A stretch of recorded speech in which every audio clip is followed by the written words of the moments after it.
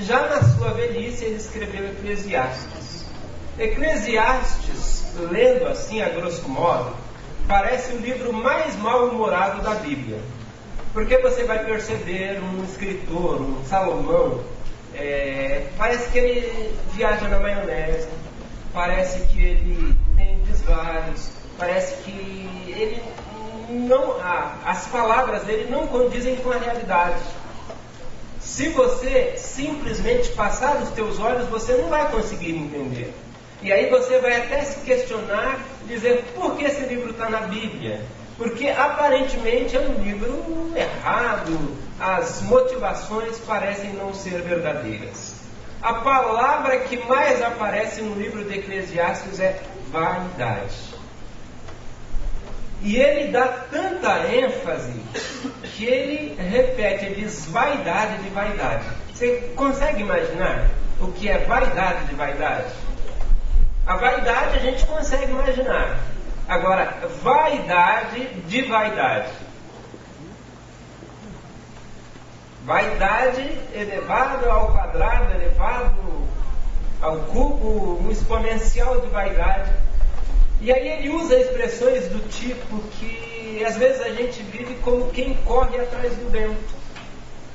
Você já experimentou correr atrás do vento? Provavelmente você não ganhou essa corrida. Nem empate deu, o vento sempre ganha. E ele usa essa expressão que muitas vezes nós vivemos como quem está correndo atrás do vento. A gente passa o tempo todo com tantas coisas, com tantos compromissos, com tantos afazeres, e a gente não chega a lugar nenhum. Enfim, é extraordinário. Mas uma das coisas que a gente tem dado ênfase, e eu digo porque eu tenho aprendido muito com esse texto, quando Salomão ele destaca a importância de nós desfrutarmos daquilo que Deus nos dá. Desfrutarmos daquilo que Deus nos dá. Às vezes nós não desfrutamos daquilo que Deus nos dá. E aí eu vou pensar um pouquinho com vocês a respeito de Eclesiastes 3. Ele fala do tempo determinado para todas as coisas. Há um tempo próprio para todas as coisas, há um tempo certo para que todas as coisas aconteçam. E aí ele apresenta uma listagem que geralmente nós usamos, por exemplo, em sepultamento. Mas essa palavra não é só para sepultamento. O primeiro capítulo, a gente explicou aqui, mas colocando aqui para facilitar a compreensão, o primeiro capítulo que nós estudamos foi Eclesiastes 7, que diz que é melhor estar numa casa onde tem luto do que numa casa onde tem a festa. E aí ele explica, e nós explicamos por que Salomão diz que é melhor estar onde há o luto. Mas aqui ele diz que tudo tem o seu tempo determinado. E ele usa 28 situações. 28 situações controversas. Por exemplo, ele diz que há tempo de nascer, mas há tempo de morrer. Ele coloca duas situações opostas, nascimento e morte. Diz também que há tempo de plantar e tempo de arrancar o que se plantou. Tempo de matar e tempo de curar. Tempo de derrubar e tempo de construir, tempo de edificar. Tempo de chorar e tempo de rir. Tempo de prantear, e aqui por prantear entende-se um choro, eu diria mais escandaloso do que o simples choro. Alguém que está pranteando, ele está muito mais quebrantado do que um simples choro. E aí ele diz tempo de saltar, sempre tempo de saltar de alegria. É o tempo que você pranteia, mas é o tempo que você celebra também. Tempo de espalhar pedras e tempo de ajuntar pedras. Tempo de abraçar, olha só, existe tempo de abraçar, mas existe tempo de se distanciar também. Às vezes a gente acha que todo tempo é tempo de abraçar, mas não é. Existe o tempo, e às vezes um tempo estratégico, de se distanciar, afastar-se de abraçar. Tempo de buscar, e por buscar aqui ele está dizendo tempo de juntar. Você vai, você junta, mas existe tempo de perder também. Tempo de guardar e tempo de deitar fora. Você guarda, você acumula, você vai acumulando, mas tem hora que você tem que lançar fora. Por quê? Porque a gente não ganha todas. Às vezes nós vivemos como se nós tivéssemos que ganhar todas. Sabe aqueles motoristas que são ignorantes no trânsito e que eles acham que o trânsito é uma competição? Eles não podem deixar ninguém ultrapassar, não podem deixar ninguém fazer qualquer outra coisa diferente. Eles estão o tempo todo ali como se estivessem numa competição. Então tem horas que ganhar é perder. Você passar e você poder...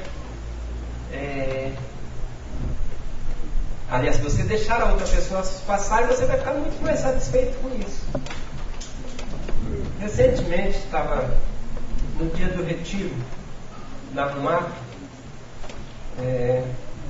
estava indo levar a Rayane lá para a Praça Eufrásio Corrêa para pegar o ônibus, e o pastor Zé Lima estava junto comigo.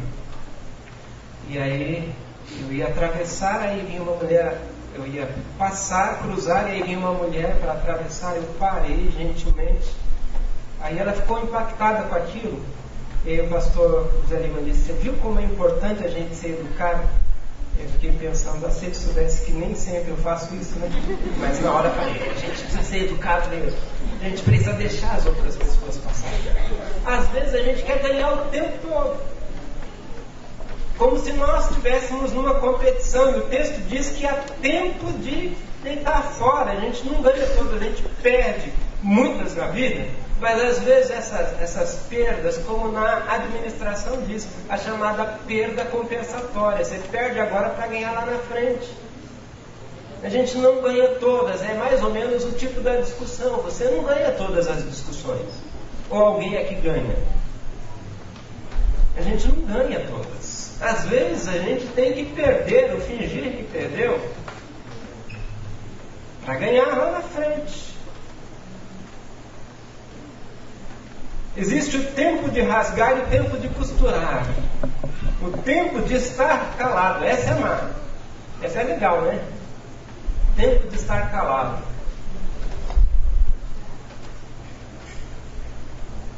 E tempo de falar. Não quero arrumar intriga não, mas essa, quando eu disse tempo de estar calado, alguns maridos deram aquele sorrisinho assim, sabe? Canto de boca, não sei o que eles quiseram dizer, o que eles pensaram, mas existe tempo de estar calado, tempo de falar, tempo de amar, e eu gosto muito dessa expressão aqui, tempo de amar e tempo de aborrecer. Tem o tempo de amar, mas tem o tempo que a gente fica aborrecido também, e às vezes a gente não se dá o direito de ficar aborrecido porque nós achamos que nós temos que amar em todo o tempo. Isso não é verdade. A gente tem um momento de aborrecimento, onde a gente não ama e às vezes a gente sente até raiva, mas a gente se recompõe e a gente volta a amar. Só que nós vivemos uma experiência na vida, momentos na vida, que é tempo de aborrecer. Eu não amo em todo momento, você não ama em todo momento, nós não amamos em todo momento, às vezes a gente fica aborrecido. Só que aí nós nos recompomos e depois nós voltamos a amar. Mas a gente vive aquele momento. Eu aprendi, e tenho dito isso muitas vezes, a gente só aprende a celebrar os vivos quando nós aprendemos a chorar os mortos. Quem aprende a chorar os mortos, os seus mortos, aprende a celebrar os vivos. Quando você aprende a perder, você aprende e valoriza as conquistas. Porque se a perda não causa efeito dentro de você, quando você conquistar, você também não vai valorizar.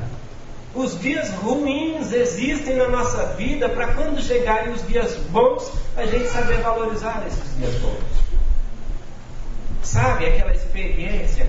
Quando você... Outro dia eu até fiz de vez em quando eu gosto de voltar ao passado.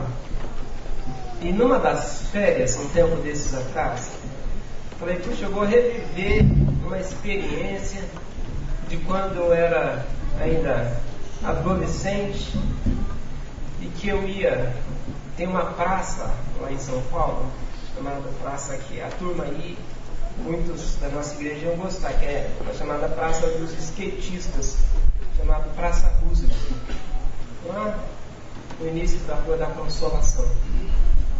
E eu ia para essa praça, embaixo da praça, a praça fica num elevado, embaixo da praça tem um mercado. E eu ia nesse mercado, era tudo que eu podia. Eu saía muitas vezes para procurar emprego, e eu ia lá, comprava um pãozinho, olha só, comprava uma fatia de queijo e comprava um refrigerante de lata. E esse era meu lanche do dia. E a jornada continuava. E aí outro dia eu resolvi voltar a essa história. Eu fui na praça, eu falei, que legal, agora eu posso comprar 2 pãezinhos, mas eu não como 2 pãezinhos, eu sou normal, né? Aliás, todo mundo que é normal não come 2 pãezinhos, no máximo 1. Provoquei agora, né? Mas eu falei, não, agora se eu comia uma fatia de queijo, eu vou comer 4. Eu falei, eu quero 4. Eu poderia ter pedido por peso, mas eu quero 4 fatias de queijo, não vou comprar um refrigerante, vou comprar um suco de latinha. E aí foi legal essa experiência, a gente reencontrar com algumas fases da vida da gente que às vezes passaram que a gente não percebeu. Então hoje é legal porque eu posso comprar 2 pães, eu posso comprar meio quilo de queijo, eu posso comprar 2, 3, 4, 10 latas de refrigerante. Mas naquela época eu não podia. Hoje eu valorizo isso. É mais ou menos você saber de onde você veio. Eu sei de onde eu vim. Eu sei do tempo que eu andava de ônibus. Eu sei da época que eu pegava trem, ônibus, metrô lotado. Eu sei da época quando eu comecei o ministério que eu não tinha um transporte e que eu ia fazer visita para os irmãos lá na roça. Eu andava 15 quilômetros de bicicleta, numa bicicleta emprestada. Bicicleta que não tinha nem marcha. Hoje as bicicletas são boas, né? Tem marcha. Aquela não tinha nem marcha. E aí, hoje eu aprendi a valorizar algumas coisas na vida. Então, quando você não tem, e aí chega o dia que você tem, você passa a valorizar. Mas se você não passa esse tempo de falta, quando você tiver, você também não vai valorizar. Está dando para entender? A gente tem que aprender a reconhecer as perdas para que a gente consiga se alegrar com os ganhos. Quem não sabe reconhecer as perdas não consegue celebrar, não consegue se alegrar com os ganhos. É difícil. Tem algumas coisas, e não tem momentos na vida da gente que a gente fica pensando, puxa vida, mas por que me aconteceu isso? Não tem aquele momento que você chega e diz, o que mais me falta acontecer? Olha, gente, que falta um monte de coisa. Minha mãe usava, não sei de quem ela aprendeu isso, mas ela dizia pra gente, vocês não podem reclamar, porque a gente às vezes vivia reclamando, né? Mas eu queria isso, minha amiga tem isso. E aí minha mãe dizia, vocês não podem reclamar. Olha o argumento da minha mãe, eu nunca parei para pensar. Ela disse, se for no momento que você estiver reclamando, e nessa hora o anjo disser amém, coitado de você. E aí eu ficava com medo. Aí eu ia reclamar, eu dizia, se for agora que o anjo for dizer amém, estou perdido. E aí eu não reclamava. Eu começava a ver, e hoje eu aprendi que é muito importante a gente agradecer, ao invés de reclamar. Mas tem dias que parece que nós estamos assim, a gente pensa, o que mais me falta acontecer? Sabe aquele dia que aparentemente dá tudo errado? Mas se você for parar para pensar, falta acontecer muitas outras coisas, faltam muitas outras coisas. Ontem eu estava um dia bastante corrido, para variar, uma série de compromissos, uma série de coisas para fazer. E eu passei lá no centro, eu estava lá no centro, e de repente eu só sinto que cai alguma coisa na minha cabeça. E aí eu olhei para cima, um fio de energia e um pássaro vibrando.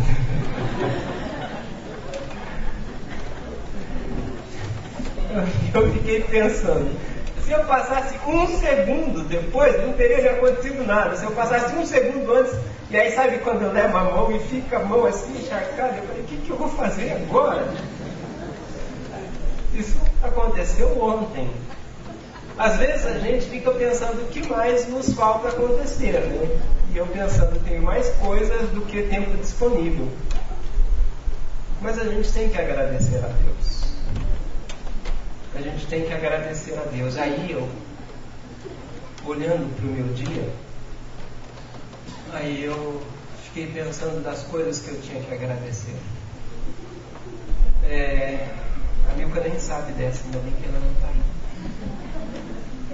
Na quinta-feira, eu fui pegar a identidade da Rayane, e aí a gente estava querendo comprar um carrinho de bebê para o Nicolas, e eu passei no Walmart e vi o carrinho, liguei para ela, falei, e aí, Milka, o que você acha? Levamos esse, não levamos? Leva, não leva, não leva. Aí ela falou, você que sabe. Eu falei, ela já me deu a senha, né? Então se eu sei, eu vou levar. Só que aí quando eu cheguei lá embaixo no carro, eu olhei que o Nicolas só estava com um pé de tênis. E era o último tênis que a Milka tinha comprado para o Nicolas. E eu fiquei pensando, se ele tivesse de chinelo, aí fiquei fazendo cálculo. Chinelo é baratinho, se ele tivesse com crocs, se ele tivesse com sapato dele, mas ele está com um sapato mais caro que ele tênis. O último que ela comprou, como é que eu vou dizer para ela? Eu disse para ela. Aí refiz o caminho, fui lá no local onde eu peguei a identidade da Rai, não consegui. Tentei, voltei lá no mercado, olhei para o carrinho que eu desci, não achei o sapatinho. Eu fui para casa, estrategicamente, cheguei, escondi o sapato, um pé só. E aí eu falei, e agora, meu Deus, como é que eu vou contar isso para mim?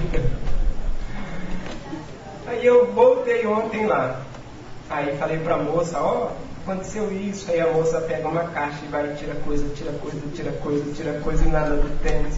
A última coisa que ela pegou era do tênis. Eu falei, yes, obrigado. Aí eu cheguei com o tênis, expus, a Milka nem percebeu. Se tivesse faltando, ela teria percebido. Mas eu cheguei e expus, ela não percebeu que estava lá o tênis.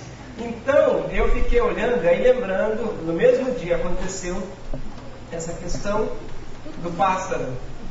E eu fiquei olhando, dizendo, acontecem muitas coisas boas na vida da gente, né? E às vezes a gente não valoriza essas coisas boas. A gente não valoriza que é o melhor tempo. Lógico, dentro dessa correria de ontem, eu queria ter uma excelente notícia, que eu não tive, mas que nem por isso eu devo reclamar. Então ontem saiu o resultado de um exame que o Nicolas fez, a gente torcendo, orando para que o resultado tivesse saído bom e não precisasse fazer as cirurgias que aí, como resultado, além do laudo, a médica já colocou fazer correção clínica. Então vai precisar fazer essas cirurgias de estenose uretral. Mas aí eu fiquei pensando a respeito disso e pensando nas coisas boas que acontecem no meio do caminho. Eu me lembrei que esse ano, em 2013, o Nicolas foi curado do G6PD, uma doença que não tem cura. E a gente se apega tanto, né? Porque nós temos as nossas expectativas e a gente acha que Deus é simplesmente um resolvedor de problemas e que Deus tem que cumprir as nossas expectativas, e a gente não entende a Bíblia a partir desse contexto aqui, que há tempo para todo propósito. Existe o tempo da gente chorar. E no tempo da gente chorar, nós temos que nos esgoelar, chorar até ficarmos roucos. Às vezes a gente não faz isso e emocionalmente nós pagamos um preço enorme. Porque a gente tem que chorar e a gente não chora. Existe o tempo de chorar, existe o tempo de prantear. Existe o tempo de você comprar um saco de areia e bater naquele saco de areia, descarregar toda a sua tensão, toda a sua raiva. Só que vai existir o tempo de você celebrar, você gritar, uhul! Vai ter esse tempo. E a gente tem que viver bem todos os tempos. E aí eu volto, naquele dia que nós falamos aqui, numa quarta-feira à noite, sobre esse assunto, existem dois termos gregos para tempo. O primeiro é cronos, que é o tempo do relógio, é o tempo cronológico, é um dia após o outro, uma semana após a outra. Esse é o tempo cronológico, o tempo cronos. Mas existe também o tempo kairos, que é o tempo oportuno, que é o tempo de Deus. Às vezes a gente não consegue discernir o tempo que nós estamos vivendo. Às vezes a gente não chora como a gente deveria chorar. Às vezes a gente não perde o tempo que a gente deveria perder. Porque olha só, irmãos, nem todo tempo, de acordo com esse texto, eu concordo plenamente, nem todo tempo é o tempo de costurar, existe tempo de rasgar. Sabe, você já costurou, e você pega e rasga e fala, eu não quero mais saber disso, não. Tem esse tempo. Tempo de juntar, de economizar, você faz todo aquele esforço para economizar, mas aí tem o tempo de gastar um pouquinho a mais. E aqui eu não estou dizendo, ó, você não vai fazer planejamento, mas tem tempo. E a gente precisa, a grande questão, o grande X da questão, aqui com base nesse texto, é nós sabermos entender qual o tempo que nós estamos vivendo, discernirmos qual o tempo que nós estamos vivendo. Eu fiquei impressionado com algumas coisas que acontecem nessa época, geralmente, retrospectivas, eles leem os valores. Aí eu fiquei bastante decepcionado com um brasileiro, apesar que eu não me envolvo muito nessas questões.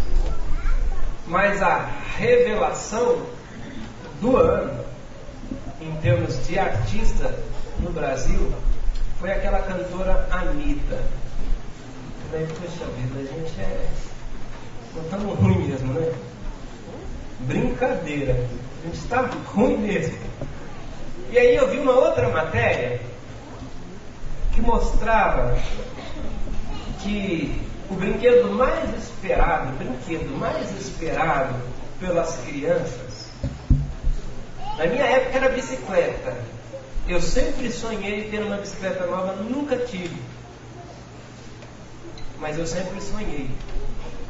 Mas hoje o grande sonho das crianças, dos adolescentes é tablet e celular. E aí, o que acontece? Esse pessoal não queima mais calorias, esse pessoal não vai inventar mais brinquedos, porque na minha época a gente inventava brinquedos. Nós inventávamos os nossos brinquedos. A gente pegava carretel de linha, pegava um pedaço de vela, pegava um pedaço de elástico e fazia um carrinho que andava sozinho. Era a engenhosidade da época. E aí eu queria implementar, cortava um pouquinho lá, o pessoal mais velho sabe do que eu estou dizendo, e aí ficava aquelas marquinhas. A gente pegava pedaço de toco de viga, por exemplo, e pegava uma lata, cortava, e a gente fazia um trator daquele, enchia o caminhãozinho. Era uma engenhosidade. Hoje a turma não sabe fazer nada, além de fazer coisas eletrônicas, de comer, assistindo televisão, e o pessoal só vai ganhando de corpo, né? A cidade não queima energia. E aí vem o desafio da igreja para hoje. Muitas vezes as pessoas dizem assim, mas não se faz igreja como antigamente, ou não se faz pastores como antigamente, e aí a gente diz, não se faz isso como antigamente. Mas a grande questão é que não se faz igreja para antigamente. Não se faz pessoas para antigamente. Não se faz, a gente está vivendo num determinado tempo, nós temos que viver dentro da nossa realidade hoje. Essa é a grande questão. Aí o pessoal conta assim, por exemplo, quando o pastor ia visitar a gente parava o trabalho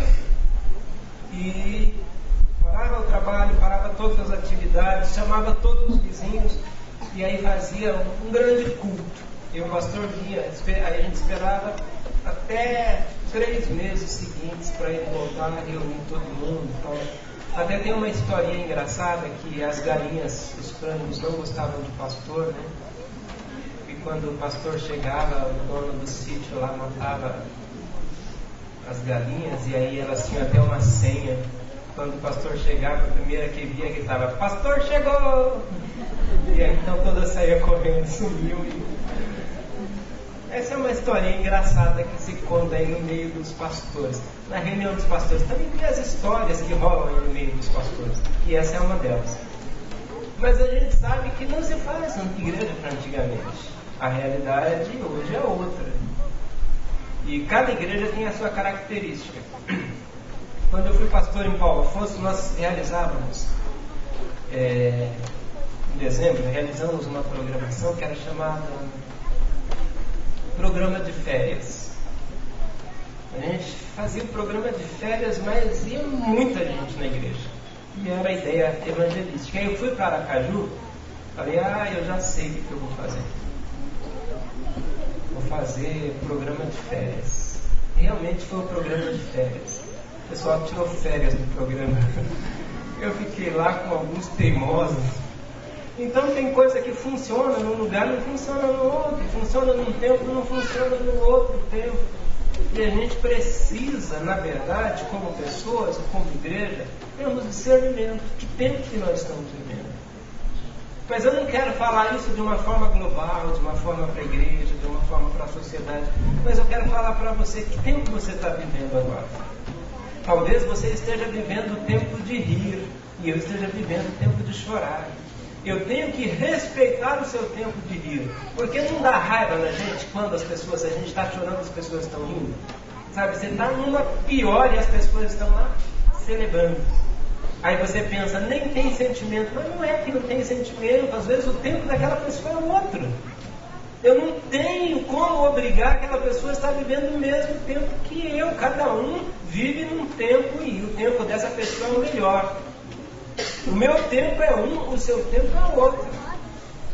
Talvez o meu tempo seja o tempo de rir e o seu de chorar, ou talvez o contrário. Talvez seja o teu tempo de economizar e o meu seja de desperdiçar. Talvez o meu tempo seja de abraçar e o seu seja de se afastar, se distanciar. Talvez o seu tempo seja de amar e o meu seja de aborrecer. E esse tempo de aborrecer, por mais que ele exista, mas ele é temporário. Ele passa logo, a gente se recompõe. Mas que tempo você está vivendo? Será que você não está costurando um monte de coisa que já é tempo de você rasgar e jogar fora? A gente tem que pensar, irmãos. Existe tempo de costurar e existe tempo de rasgar. Quem sabe você não tem que rasgar essas coisas todas que você está guardando. Quem sabe não tem um monte de entulho lá na sua casa que não presta para nada. Já serviu em algum tempo, mas não presta, joga fora. Às vezes é tempo de jogar, se desfazer, desapegar das coisas e nós estamos ali, né? Tentando manter todas essas coisas. O que nós precisamos é discernir em que tempo nós estamos vivendo. Que tempo você está vivendo? Será que não é o seu tempo de perder? E aí você tem que olhar para as perdas e dizer, lá se foi mais um. Vão-se os anéis e ficam-se os dedos. Mas aí, junto com os anéis, parece que vão alguns dedos. Vão-se os anéis, ficam alguns dedos, mas ainda tem os dedos dessa mão, os dedos do pé. A gente parar e pensar, porque do contrário, nós vamos ser pessoas emocionalmente completamente fora da casinha, fora da nossa realidade, porque a gente não vive bem. Qual é o seu tempo? Eu não sei se agora é o seu tempo de rir ou se é o seu tempo de chorar. Mas eu posso dizer seguramente que esse é o melhor tempo para você. O melhor tempo não é o tempo que a gente anda rindo à toa. O melhor tempo, às vezes, é o tempo que a gente vive chorando. A gente vive aquele tempo, a gente processa essas informações, a gente valoriza os acontecimentos e a gente vai lidando com essas situações e a gente vai crescendo. É tempo de buscar, é tempo de perder, é tempo de ganhar, é tempo de abrir mão, é tempo de costurar, é tempo de rasgar, é tempo de abraçar, é tempo de afastar-se de abraçar, é tempo de juntar, é tempo de espalhar, tempo de se apresentar, tempo de se recolher. Não sei. Você precisa entender qual é o tempo que você está vivendo. Qual é o tempo que você está vivendo? Quais são as coisas que têm acontecido na sua vida? O que isso tem gerado? Coisas positivas ou negativas?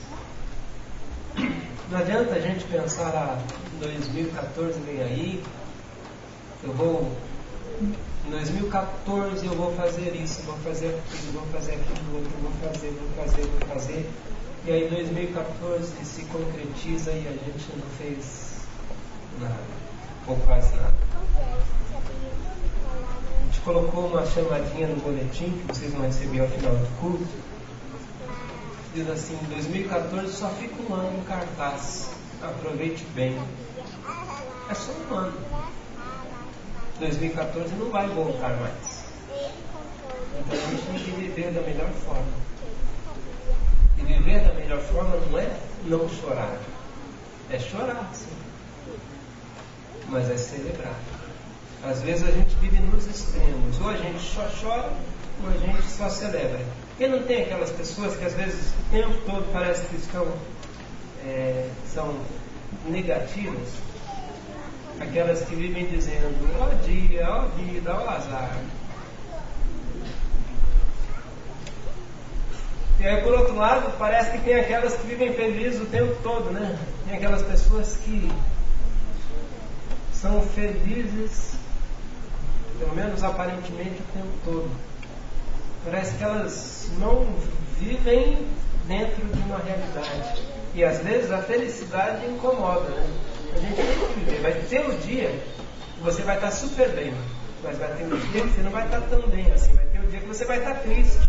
E eu preciso saber reconhecer o dia de cada um, o dia que cada pessoa está vivendo. Mas eu preciso, acima de tudo, ter uma visão clara a respeito do meu tempo. O meu tempo oportuno. Talvez as crises da vida sejam para a gente o melhor tempo. Porque a gente para, pensa e a gente se reinventa. Lá no meio do caos, a gente se reinventa. E na força de Deus, Deus nos dá estratégias. E a gente sai dessas crises fortalecidos, tendo essa convicção de que a gente viveu bem. Então eu encerro voltando ao primeiro versículo. Tudo tem o seu tempo determinado e há tempo para todo propósito debaixo do céu. Que tempo você está vivendo? Tudo tem o seu tempo determinado e há tempo para todo propósito. Eu não acredito, por exemplo, que todas as coisas são enviadas por Deus para a gente. Às vezes as pessoas têm uma visão errada e aí quando acontecem determinadas coisas elas dizem, foi da vontade de Deus. Nem tudo que acontece é da vontade de Deus. Deus permite. Então permissão é uma coisa, agora a vontade absoluta, é o que Deus queria para mim. Nem tudo é da vontade de Deus. Nem tudo tem origem em Deus. Mas tem muita coisa que tem origem em Deus. Tem muita coisa que vem para mim, que vem com um endereço carimbado, envelope, e que eu abro, aquilo é para mim, não é para você. Tem coisas que são para você que vem direcionado. Aquela velha fala dos antigos, o que você tem que passar, o outro não vai passar por você, e o que o outro tem que passar, não é você que vai passar. Há um tempo próprio para cada situação. E eu preciso ter o discernimento de Deus a respeito desse tempo, para que eu viva intensamente a vontade de Deus. Que tempo você está vivendo? São 28 situações aqui nesse texto. Talvez você esteja vivendo uma delas. Mas acima de tudo, se o seu coração está voltado para Ele, Deus está com você. Quando passares pelas águas, estarei contigo. Quando pelo fogo, a chama não te queimará. Então Deus está com a gente. E é isso que faz total diferença. Nós vamos orar, irmãos. E a gente vai orar colocando diante de Deus. Pergunte aí ao Espírito Santo: Espírito Santo, Senhor, que é o maior interessado na minha vida, no meu bem-estar, em que as coisas aconteçam da melhor forma para mim. Eu preciso discernir qual é esse tempo da minha vida. Me ajude a perceber. Eu tenho certeza que se você fizer essa oração com todo o seu coração, se você ainda não discernir, você vai levantar dessa oração tendo discernimento de que tempo você está vivendo. Amém? Vamos orar ao Senhor, ajoelhados, com todo o nosso coração, com todo o nosso ser.